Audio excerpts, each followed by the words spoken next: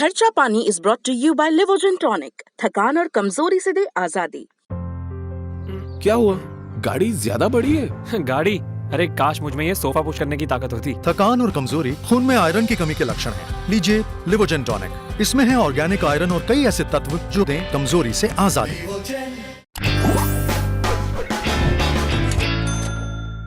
नमस्ते, मेरा नाम है सिद्धांत, साथ में है अंशुमान जी। ये है खर्चा पानी। अंशुमान जी, खर्चा पानी पे हम 2-3 रोज से वैक्सीन और तमाम चीज़ों पे चर्चा कर रहे थे, और आज जो सेकेंड वेव है उसके अर्थशास्त्र पर हम थोड़ा सा और नज़दीक से देखने आए।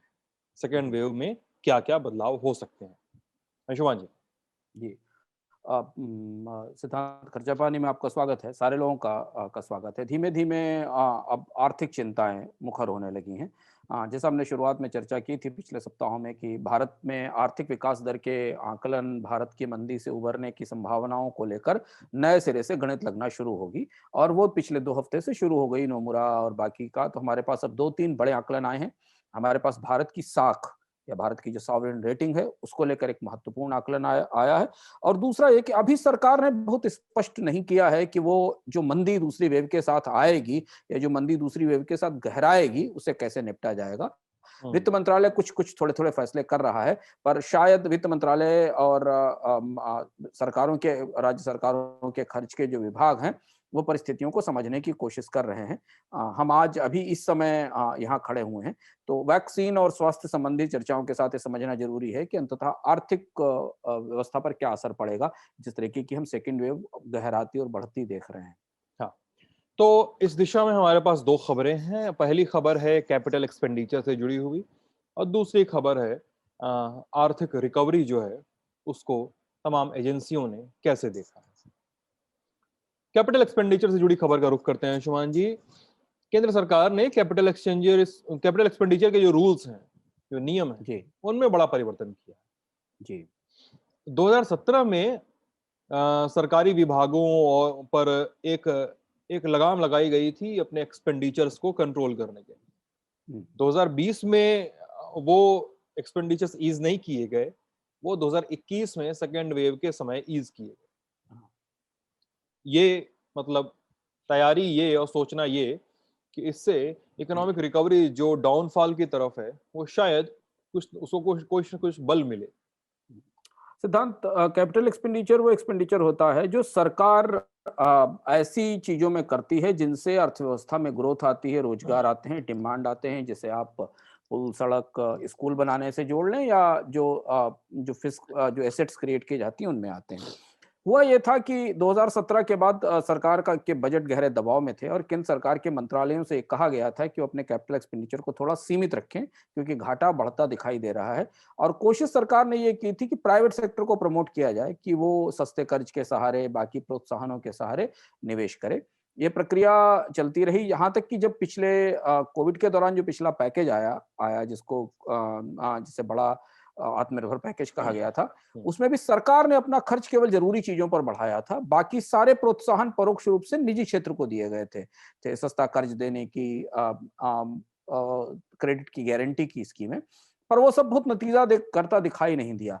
अब कहीं ना कहीं सरकार के भीतर ये चीज बनती दिख रही, जिसका संकेत इस फैसले से मिलता है जो आज खबर हमारे पास है, कि विभागों से कहा गया है कि वो पुरानी पाबंदियों से बाहर निकलकर धीमे धीमे खर्च बढ़ाना शुरू करें।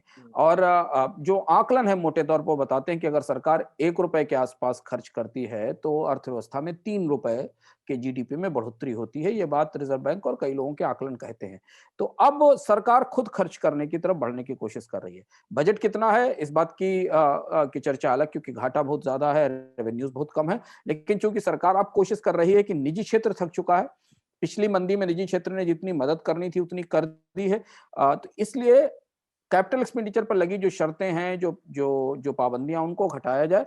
दूसरी चीज है कि सरकार ने बजट में एक और प्रयोग किया था, जिसमें 44,000 करोड़ रुपए का खास फंड बनाया गया था। वो फंड उन मंत्रालयों, उन विभागों के लिए था जो क्वालिटी एक्सपेंडिंग करेंगे, जो कैपिटल एक्सपेंडिचर ज्यादा बेहतर ढंग से बढ़ाएंगे। और सरकार ने इस बार के बजट में कैपिटल एक्सपेंडिचर को 26% बढ़ाने का, करीब 5-5.5 लाख करोड़ रुपए के आसपास पहुंचाने का लक्ष्य रखा था। तो अब 1 अप्रैल से नया वित्त वर्ष शुरू हो रहा है। अब मंदी से उबारने की कमान अंततः सरकार के हाथ में है। अगर हम इस पूरी परिस्थिति को देखकर अगली खबर की तरफ चलें कि निजी क्षेत्र थक चुका है। एक लॉकडाउन, एक रिसेशन झेलकर बहुत कम लोग बाहर निकलकर खड़े हो पाए थे। बड़ी 200-250 कंपनियों की बात आप छोड़ दें जिनके पास रिजर्व थे, जो बाकी जो छोटी कंपनियां, मझोली कंपनियां थी, उनमें से कुछ ही खड़ी रह पाई, बाकी सब नेस्तनाबूद हो गई। खासतौर से स्मॉल स्केल सेक्टर को तो बहुत नुकसान हुआ। तो अब वापस अर्थव्यवस्था में डिमांड जनरेट करने का, खासतौर पर जो मुख्य बुनियादी ढांचा उद्योग है उनकी डिमांड जनरेट करने की जिम्मेदारी सरकार की तरफ है। तो क्रमशः सरकार खर्च बढ़ाने की कोशिश करती दिखाई दे रही है। कितना खर्च हो पाएगा, बजट के घाटे पर क्या असर पड़ेगा, कोविड के इस दौर में जहां पर छोटे छोटे रीजनल लॉकडाउन हैं वहां कितने प्रोजेक्ट सामने आ पाएंगे ये देखने की बात बाद में होगी। लेकिन खर्च बढ़ाने की कोशिश सरकार की तरफ से शुरू हो चुकी है। हाँ, मतलब मेरा सवाल ये कि पिछले साल इसको ईज क्यों नहीं किया गया? पिछले साल ईज इसलिए नहीं किया गया क्योंकि पिछले साल सरकार को ये लग रहा था कि हम जितनी प्रोत्साहन निजी कंपनियों को दे रहे हैं उससे रिवाइवल आ जाएगा। हाँ, रिवाइवल आ जाएगा। उससे पहले टैक्स में कटौती की गई थी जब कोविड नहीं था। उसके बाद फिर कंपनियों को बहुत तरीके की रियायतें मिली, यहाँ तक कि सरकार ने गारंटी दी छोटे उद्योगों को, लेकिन उसका सबका बहुत असर नहीं दिखाई दिया। कोविड आने से पहले चीजें लड़खड़ा चुकी थी, जिस पर हम चर्चा कर चुके हैं कि जनवरी की तिमाही में कोविड का असर तो मार्च अप्रैल में हमें दिखाई दिया दूसरी वेव का, लेकिन तब तक चीजें लड़खड़ा चुकी थी। अब सरकार इस परिस्थिति में कंपनियों को कितना प्रोत्साहित और कर सकती है तो सीधे निवेश किया जाए। लेकिन सीधे निवेश करने में, कैपिटल एक्सपेंडिचर बढ़ाने में केंद्र सरकार की चुनौती है कि वो निवेश उसको राज्यों के जरिए करना पड़ता है। वो धीरे-धीरे आ चुकी है अपने। हाँ, तो अब राज्य कितना निवेश कर पाएंगे, और ये जो कैपिटल एक्सपेंडिचर बढ़ाने की बात है इसे फिनांस करने का क्या होगा क्योंकि इस साल जो चीज हम लोग बजट के बाद तक बहुत बार चर्चा करते रहे थे और देश में एक बड़ी चर्चा और बहस शुरू हो रही थी, वो इस कोविड के लहर के साथ पीछे चली गई कि ये जो कैपिटल एक्सपेंडिचर करना है इसके लिए सरकार को अपनी एसेट बेचनी है। एसेट मोनेटाइजेशन की लंबी लिस्ट है, वो कहीं कोविड की दूसरी लहर में उड़कर चली गई है। अब वो बिकेंगी कैसे, कौन इस समय खरीदेगा उन कंपनियों को, उनका विनिवेश कैसे होगा, और जब तक वो बिकेंगे नहीं तब तक सरकार के पास फंड नहीं आएंगे जिससे कैपिटल एक्सपेंडिचर किया जा सके। लेकिन कोशिश की जा रही है कि सरकार खर्च बढ़ाए ताकि थोड़ा बाजार में डिमांड आना शुरू हो। ओके, अगली खबर की ओर चलते हैं अंशुमान जी। कई सारी रेटिंग एजेंसी हैं, कई सारे रिसर्च ऑर्गेनाइजेशंस हैं, उन्होंने कहा है कि साहब जो इकोनॉमिक रिकवरी सरकार ने, हमने सब मिलकर 1-2 महीने पहले तक प्रोजेक्ट की थी वो नहीं आने वाली, उससे हिसाब गड़बड़ा चुका है, उससे कम पर अब बात करनी होगी। केयर की रेटिंग्स की बात करें तो उन्होंने 10% के आसपास की ग्रोथ का प्रोजेक्शन रखा है। एसबीआई की जो एसबीआई रिसर्च रिपोर्ट है उन्होंने 11% से घटा के लगभग 10.4% की ओर रख दिया है अपना। और फिच की रेटिंग है, उन्होंने कह दिया है कि इकोनॉमिक रिकवरी हमारी जो बहुत धीमे होगी, लेकिन उन्होंने फोरकास्ट जो है वो लगभग वो 12.5-13% का ही रखा है अभी तक, उसको रिवाइज नहीं किया। अंशुमान जी, सिद्धांत, 2 सेट के डेटा हमारे पास आ रहे हैं। एक अभी हमारे पास पहली तिमाही के पूरे आंकड़े नहीं आए हैं क्योंकि अभी पहली तिमाही का पहला महीना खत्म होने वाला है। लेकिन जैसा मैंने कहा था कि जो परिस्थिति है उसमें बहुत तेजी से एजेंसियां अपने आकलन बदलेंगी, और अक्सर लोग सोचते हैं कि वो बदलती क्यों है। इसलिए बदलती हैं क्योंकि इन आकलनों के बेस पर बहुत सारे उद्योग, बहुत सारे निवेशक अपने फैसले लेते हैं कि उन्हें निवेश करना है कि नहीं करना है, सामान खरीदना है कि नहीं खरीदना है। तो 2 सेट मिल रहे हैं। एक सेट ये मिल रहा है कि भारत की जो एजेंसियां हैं जिसमें केयर और एसबीआई का नंबर आ गया है, जो अब दहाई के आंकड़े के नीचे की तरफ खिसकता दिख रहा है। मतलब पहले 20 दिन में ही इनके आकलन 11-12% की जो रिवाइवल दिखा रहे थे इस वित्त वर्ष में जो अभी शुरू हुआ है। हालांकि इस रिवाइवल में ध्यान रखने की जरूरत है कि पिछले साल 7.5% का कॉन्ट्रैक्शन था, यानी 7-7.5% की सिकुड़न थी। तो उसे अगर आप निकालें तो ये रिवाइवल उसको घटाने के बाद 3-4% का रह जाता है। उतना नुकसान अगर भरपाई हो जाएगी 7.5% की। लेकिन पहले ही चोट में रीजनल लॉकडाउन के दौर में 2-3 बड़ी एजेंसियों ने भारत में इस साल रिकवरी का आकलन 12% से घटाकर 10% के आसपास पहुंचा दिया है।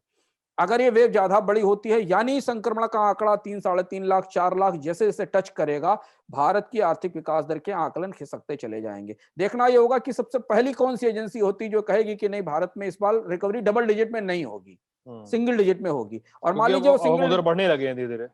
हम उस तरफ बढ़ रहे हैं। तो मान लीजिए अगर भारत की रिकवरी 9% के आसपास होती या 8% की होती तो एक्चुअली वो कोई रिकवरी नहीं होगी, क्योंकि 7.5% का के गड्ढे में तो हम पहले से ही पड़े हुए हैं। ऑब्वियसली। है तो इसलिए हमें जो पहली तिमाही के आंकड़े जब तक आएंगे तब तक हमें समझ में आएगा कि हालांकि सरकार ने भरसक कोशिश की है इस बात की कि लॉकडाउन लगाने की नौबत ना आए, और ये संकेत भी दिया है, पर उसका बहुत असर नहीं पड़ रहा है एजेंसियों की जो माइक्रो इकोनॉमी की जो जमीन के हालात हैं उनके ऊपर। आप बाजार में देखें तो कोई खरीदारी नहीं है, कोई शॉपिंग नहीं है, कोई डिमांड नहीं है, मार्केट्स आमतौर पर बंद हैं, केवल जरूरी चीजों और ग्रोसरी की खरीदारी हो रही, लोग बहुत डरे हुए हैं तो अर्थव्यवस्था का मूड रिवाइवल वाला नहीं दिखता है।